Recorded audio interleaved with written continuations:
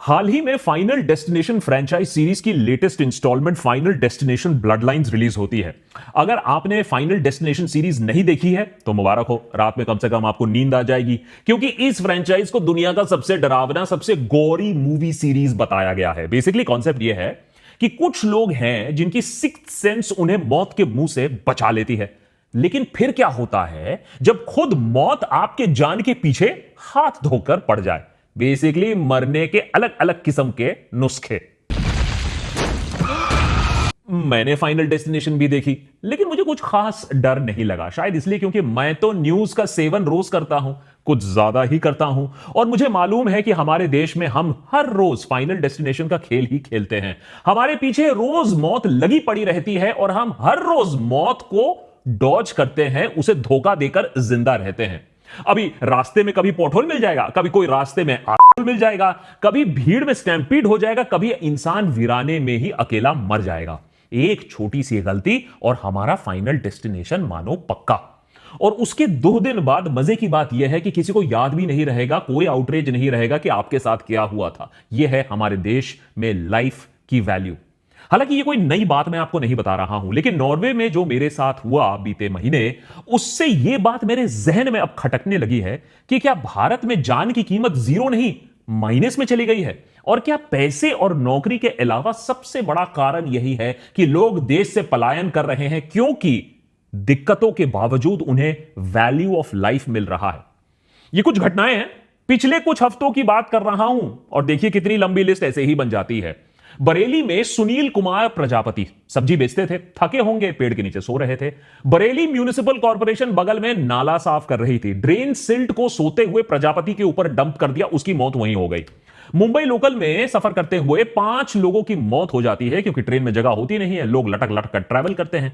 लेकिन ऐसी मौतें बस कुछ ही घंटों के लिए हेडलाइंस बना पाती हैं, क्योंकि पिछले 11 सालों में 30,000 से ज्यादा लोग मुंबई लोकल ट्रेन सिस्टम में मारे गए हैं। चलते हुए, पटरी क्रॉस करते हुए, ट्रेन में सफर करते हुए। लोकल ट्रेन से बच भी गए, हवाई यात्रा करने लगे, तब भी आप सेफ नहीं हो। केदारनाथ के करीब हेलीकॉप्टर क्रैश में 7 जाने जाती हैं, और यह हेलीकॉप्टर 6 हफ्तों में 5वां ऐसा क्रैश होता है। एयर इंडिया की flight 171 Ahmedabad to London Dreamliner 787, जो एयरक्राफ्ट आज तक कभी क्रैश नहीं की थी, वो अहमदाबाद से टेक ऑफ करते ही कुछ सेकंड्स के बाद क्रैश कर जाती है। करीबन 300 जाने जाती हैं। Worst single aircraft disaster in the history of India. लेकिन 2 हफ्तों के अंदर अंदर सब यह हादसा भुला चुके हैं। खुशी मनाने गए तो बेंगलुरु स्टेडियम के सामने 11 लोग कुचल कर मर जाते हैं। अंदर कार्यक्रम बाय द वे चलता रहता है, बाहर लोग मरे तो मरे। पुणे में पिकनिक लोग मनाने जाते हैं तो पूरा का पूरा ब्रिज, पुराना जो ब्रिज है वो ही ढह जाता है, 4 लोग खत्म। पुरी में रथ यात्रा फेस्टिवल में स्टैम्पीड्स कोई नई बात नहीं है, लेकिन फिर इस साल 3 लोग मरते हैं, 50 लोग घायल होते हैं। अरे चलो, पुरी के बारे में आपको पता तो चला। कुंभ में स्टैम्पीड में 37 लोग मारे गए, सरकार ने हमें बताया। अब बीबीसी की लेटेस्ट इन्वेस्टिगेशन कहती है लोगों की मरने की संख्या एक्चुअली 82 थी। अब जान की कीमत इतनी भी नहीं रह गई है कि इंसान एक आंकड़ा बनकर रह जाए। Death is not even a statistic. Chhattisgarh में एक बिजनेसमैन की मौत हो जाती है जब उसका ड्राइवर 100 किलोमीटर की रफ्तार पर चला रहा हुआ गाड़ी का दरवाजा खोल देता है थूकने के लिए। गाड़ी पलटी खा जाती है, इंसान खत्म। कानपुर में 2 इंजीनियर्स की मौत हो जाती है हेयर ट्रांसप्लांट सर्जरी के बाद। जिस डॉक्टर ने सर्जरी किया था वो डेंटिस्ट निकला। दिल्ली से मसूरी जाते हुए एक 62 ईयर ओल्ड टूरिस्ट की मौत हो जाती है, क्योंकि एम्बुलेंस की शॉर्टेज और ट्रैफिक के चलते उस इंसान तक मदद तक नहीं पहुंचती है। अब आप बोलोगे कि भाई देशभक्त, ये न्यूज समरी क्यों सुना रहे हो? ये सब खबर तो हमें मालूम है मुझे। मैं भी शायद यही बात बोलता, क्योंकि कुएं में जो बैठा मेंढक होता है ना, बस उसे अपने कुएं के बारे में ही मालूम होती है, उसकी दृष्टि उतनी ही बड़ी होती है। मेरी आंखें तब खुली जब मई के महीने में नॉर्वे के वीरानों में एक भारी संकट हमारे ऊपर आन पड़ी। वैल्यू ऑफ लाइफ क्या होता है, सोसाइटी क्या होता है, मदद करना क्या होता है, तब मुझे समझ में आया। देशभक्त का आज का एपिसोड थोड़ा सा पर्सनल लगेगा आपको, लेकिन आपसे यह पर्सनल अनुभव शेयर करने का कारण यह है, यह मकसद यह है कि आप भी ना थोड़ा सा अपना नजरिया विस्तृत करिए, थोड़ा एक्सपैंड करिए, वैल्यू ऑफ लाइफ को समझिए, दूसरों की भी कदर करना सीखिए। अगर हमने ऐसा कर लिया, अगर अपने से बियॉन्ड देख लिया, एज अ सोसाइटी हम बहुत आगे निकल जाएंगे। यह है नॉर्वे का पल्पिट रॉक, एक नेचुरल ब्यूटी। जैसा कि मानो कुदरत ने नॉर्वे के फ्योर्ड्स को देखने के लिए एक प्लेटफॉर्म बना दिया हो। सुंदर और खतरनाक भी। अगर एक गलत कदम लिया इस पल्पिट रॉक पर तो सीधा 2000 फीट नीचे गिरोगे। इसीलिए लोनली प्लैनेट ने इसे one of the world's most spectacular viewing points का टैग भी दिया है। अगर आप मिशन इंपॉसिबल के फैन हो, टॉम क्रूज के फैन हो, तो 2018 में मिशन इंपॉसिबल फॉलआउट का जो क्लाइमैक्स सीक्वेंस होता है उसे यहीं फिल्माया गया था। यूट्यूब और देशभक्त की ड्यूटी से एक रेयर ब्रेक लेकर मई के महीने में सुप्रीम कोर्ट, मेरा मतलब है मेरी वाइफ निधि के साथ मैं निकल गया नॉर्वे के रोड ट्रिप पर। जिंदगी ना मिलेगी दोबारा, समझ लीजिए, लेकिन उससे भी ज्यादा खूबसूरत रॉ नेचुरल ब्यूटी। और हमारे 10 दिन के भ्रमण का आखिरी पड़ाव था स्टेवेंगर शहर से थोड़ी दूर स्थित पल्पिट रॉक, जिसे पहुंचने का इकलौता रास्ता था एक 1.5-3 घंटे का एक ट्रैक। यह ट्रैक नॉर्वेजियंस ने तो अपने गाइड्स में इजी टू मॉडरेट लिख के रखा था। अब हमारी पहली भूल यह सोचना कि इंडियंस के लिए भी यह इजी एंड मॉडरेट होगा, नहीं था, कहीं से आसान नहीं था। नॉर्वे में मई के महीने में इसे शोल्डर सीजन बोला जाता है, जहां समर अभी तक आया नहीं है और खूब बारिश अभी भी हो रही है। हमारी दूसरी गलती, बारिश होने के बावजूद हम इस ट्रैक पर निकल गए क्योंकि ऑप्शंस हमारे पास थे नहीं, दिन हमारे पास बचे नहीं थे। एनीवेज, जैसे तैसे हाँपते हूपते पहुंच गए हम पल्पिट रॉक। शानदार, असंभव, आश्चर्यचकित करने वाले नजारे। इंसान प्रकृति के सामने कितना छोटा होता है, पल्पिट रॉक आपको यह साफ साफ दिखा देता है। लेकिन फिर वापसी ट्रैक में दुर्घटना घट जाती है। पल्पिट रॉक से कुछ ही दूर निधि का पैर जबरदस्त तरीके से फिसलता है और एक चीख के साथ वो जमीन पर गिरती है। गीले पत्थर पर ग्रिप ना बनाने के कारण से उसका जो पैर है वो फिसलता है और फिर बुरी तरीके से मुड़ता है। अब वो फ्रैक्चर है, लिगामेंट रप्चर है, उस समय तो पता नहीं, लेकिन ये पता है कुछ ही मिनटों में ये बात साफ हो गई थी कि निधि वहां अब अपने दम पर तो चल नहीं पाएगी और हम किसी भी प्रकार के रास्ते या मदद या किसी भी गाड़ी से कम 2-3 घंटा दूर थे। उसके ऊपर शाम का वक्त हो रहा था, सर्द कटीली हवा और फिर से बारिश होने के आसार आ रहे थे। एक अनजान देश में एक मेडिकल इमरजेंसी और पहाड़ों के बीचों बीच आप हैं, अवे फ्रॉम सिविलाइजेशन। लेकिन अगले कुछ घंटों में जो हुआ उससे मेरी आंखें जरूर खुल गई। वैल्यू ऑफ लाइफ का मतलब समझ में आया और कहीं ना कहीं मेरा जीवन के प्रति भी जो नजरिया है वो शिफ्ट हुआ, वो बदला। सबसे पहले तो राहत और सहायता मिली दूसरे ट्रैकर्स से। उन्होंने हमारी मदद की और निधि को ठंड और बारिश से बचाने के लिए वर्चुअली मिलकर उठाकर उसे पास के इमरजेंसी हट पर हम ले गए। उन्होंने हमें पानी दिया, खाना दिया और फिर कहा हम 113 डायल करें। यह है नॉर्वे का नेशनल इमरजेंसी एम्बुलेंस नंबर। अब सालों से एम्बुलेंस के बारे में पढ़ते पढ़ते और एम्बुलेंसेस के बारे में रिपोर्ट करते करते एक नेगेटिव नजरिया तो बन ही जाता है। अब ये एम्बुलेंस कहां से आएगा, उड़कर आएगा क्या, मैंने सोचा, लेकिन ऑप्शन भी नहीं था तो कर दिया डायल 113।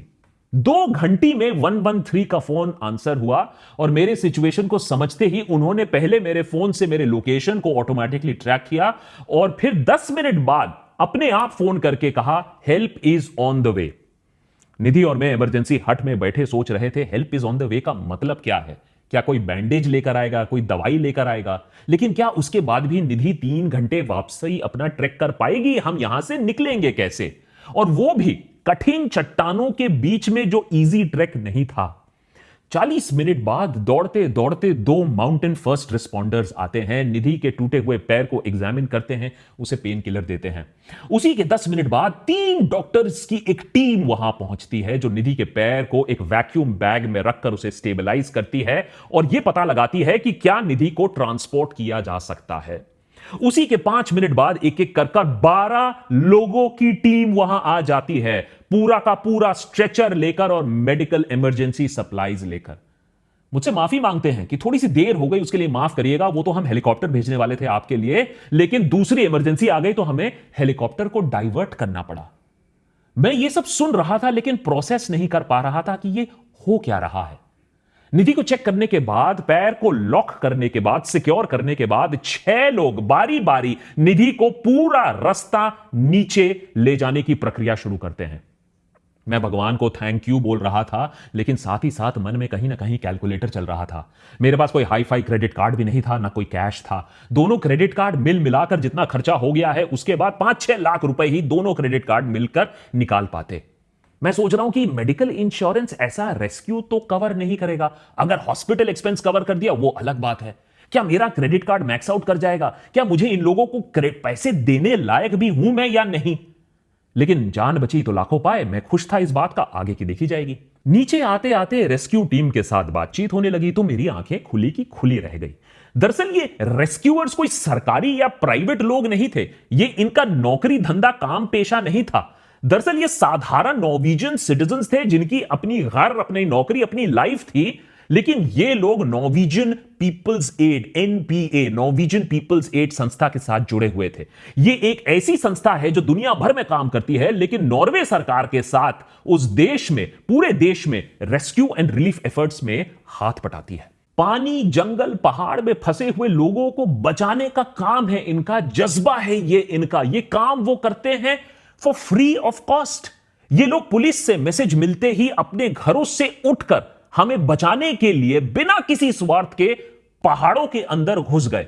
आप सोच के देखिए, 15 वॉलंटियर्स, डॉक्टर्स समेत अपना काम धंधा छोड़ के अनजानों को बचाने के लिए पहाड़ चढ़ने के लिए तैयार है। हंसते हंसते एक इंसान की जान बचाई और फिर हमें अपनी गाड़ी में बैठाकर खुद घर को लौट गए। भाई ये कौन सा धर्म है? ये कौन सा इज्म है? ये कौन सा सिस्टम ऑफ गवर्नेंस है? भाई मुझे भी बता दो। नॉर्वे में साल में 300 दिन कहते हैं बारिश होती है। देश के कई हिस्से हैं जो महीनों तक अंधेरे में रहते हैं, या कह लीजिए पोलर नाइट। फिर भी ये दुनिया के सबसे खुश, हैप्पी नेशंस में गिने जाते हैं, शायद इसलिए क्योंकि पैसों से आगे इन्होंने इंसानियत की परवाह करनी सीख ली है और उसमें उनको खुशी भी मिलती है। ये इंसानियत बाय द वे मुझे भारत में भी दिखती है, सरकारी लेवल पर नहीं, इंस्टीट्यूशन लेवल पर नहीं, लेकिन लोगों के जज्बे में मिलती है। जैसे मुंबई फ्लड्स के बाद लोगों ने अनजानों के लिए अपने दरवाजे, अपने घर खोल दिए। कोविड काल में इंसान ही दूसरे इंसान के काम आया था, सरकार नहीं। जब भी शीतलहर होती है तो मैं देखता हूं दिल्ली कैसे दिल खोल कर गर्म कपड़े डोनेट करती है। तो बेसिक ह्यूमैनिटी तो है हमारे पास, लेकिन इंस्टीट्यूशनल लेवल पर, सरकारी लेवल पर यह ह्यूमैनिटी कहीं ना कहीं गायब हो जाती है। लोगों की जान की परवाह नहीं करती है सरकार। तो सोचो, और किस चीज की परवाह सरकार करेगी जब जान की परवाह, वैल्यू ऑफ लाइफ नहीं है। मैं इंडिया की तुलना नॉर्वे से नहीं करना चाहता हूं, लेकिन कम से कम इंसानों की जिंदगी का कुछ रिस्पेक्ट तो हम कर सकते हैं अगर हम अपने आप को विश्वगुरु कहलाना चाहते हैं। क्या इस बात की आशा करना भी आउट ऑफ द बॉक्स हो जाएगा? टू मच एक्सपेक्टेशन हो जाएगा। लेकिन यहां तो इंसानों की जान बचाना दूर, जब इंसान की जान भी जाती है तो कोई पनिशमेंट, कोई अकाउंटेबिलिटी नहीं होती है, तो वैल्यू ऑफ लाइफ कहां से आएगी? पुणे पोर्शा मर्डर केस, जिसको इतने डिटेल में कवर किया गया था, साफ एविडेंस था, ऑलमोस्ट सारे लोग आज जेल से बाहर हैं। घाटकोपर मेगा होर्डिंग कोलैप्स, आपको याद है 17 लोगों की जानें चली गई थी मुंबई के बीचों बीच। 1 साल के बाद कोई सॉलिड एक्शन नहीं लिया गया है। बिहार में हर कुछ महीनों में देसी शराब के चक्कर में लोगों की मौत होती है, पुलिस प्रोब ऑर्डर करती है और घंटा कोई एक्शन लिया जाता है। राजकोट गेमिंग जोन, आपको याद है वो भीषण आग जिसमें करीबन 30 लोग मारे गए थे, इंक्लूडिंग बच्चे। आज गुजरात हाईकोर्ट सरकार को फटकार लगा रही है कि 1 साल निकल गया है, डिमोलिशन ऑर्डर हमने पास किया था, तो अभी तक क्यों नहीं डिमोलिश किया इसको, जबकि बुलडोजर तो हमारे देश में 24/7 चलता रहता है। गुजरात के मोरबी का ब्रिज कोलैप्स याद है, 140 लोगों की जान गई थी। Industrialist Jaysukh Patel, main accused, jail में नहीं है, केस नहीं लड़ रहे हैं, उन्हें तो पुरस्कारों से सम्मानित किया जा रहा है। और अगर आप पुलिस के फंदे में पड़ जाते हैं तो वैल्यू ऑफ लाइफ तो भूल जाओ, नेगेटिव से भी नेगेटिव प्रोमैक्स में चले जाएगा। पिछले 20 सालों में हमारे देश में करीबन 2000 रिकॉर्डेड कस्टोडियल डेथ्स हुई हैं। 26 कॉप्स को कॉन्विक्ट किया गया, 26 कॉप्स को पनिशमेंट मिली है 20 सालों में। बहरहाल, हमारे पल्पिट रॉक इवैक्यूएशन के बाद श्रीवेंगर में हमने निधि के पैर को फिर बैंडेज कराया, पट्टी कराया, और अगले दिन ऑस्लो से हमने फ्लाइट बैक पकड़ा जो हमारा पहले से ही बुक था। इंडिया में डिटेल्ड एग्जामिनेशन करने के बाद पता चला कि उसको ग्रेड 3 लिगामेंट टेयर हुआ है, तो रिकवरी में अभी टाइम लगेगा। अभी स्लैब प्लास्टर हटाया गया है, फिजियोथेरेपी की जरूरत पड़ेगी। लेकिन फर्क यह हुआ है कि आज अगर किसी को हम दिक्कत में पाते हैं तो पहला रिएक्शन सन्मुखी नहीं है, अब थोड़ा सा रिएक्शन पलट के हो जाता है कि हम यहां क्या कर सकते हैं, हम क्या कुछ मदद कर सकते हैं। मैं ये नहीं कह रहा हूं कि हम सब कुछ छोड़ छाड़ कर सोशल सर्विस एक्टिविस्ट बन जाएंगे, हां, जो जिसे इंडिया में बाय द वे कहा जाता है ना डेरोगेटली, झोला छाप बन जाएंगे। लेकिन जहां भी हो सके, थोड़ा भी हो सके, अगर हम लोगों की मदद कर पाए, अगर उन्हें हेल्प कर पाए, तो एज अ सोसाइटी हम जरूर काफी आगे बढ़ सकते हैं। एनीवेज, अगर देशभक्त के एपिसोड आप रेगुलरली देखते होगे तो यह एपिसोड आपको थोड़ा सा अलग लग रहा होगा। अगर आपका समय मैंने जाया किया तो उसके लिए मैं माफी मांगना चाहूंगा, लेकिन अगर मेरी बातों में थोड़ा सा भी आपको सेंस लगे तो इस एपिसोड को अपने फ्रेंड्स, अपने फैमिली मेंबर्स के साथ शेयर करो, क्योंकि हमारे सेल्फ सेंटर्ड और मतलबी सोसाइटी में थोड़ा सा अगर हम मुस्कुराहट, थोड़ा सा हम अगर सपोर्ट, थोड़ा सा अगर हम हेल्प लोगों को पहुंचा दें, तो एज अ पर्सन आप और हम, और as a society, as Indians, हम बहुत आगे बढ़ सकते हैं। Thanks for watching this episode. और जहां तक बात रही न्यूज और लेटेस्ट अपडेट्स की, वो सिलसिला जरूर जारी रहेगा देशभक्त पर। टिल द नेक्स्ट एपिसोड, जय हिंद।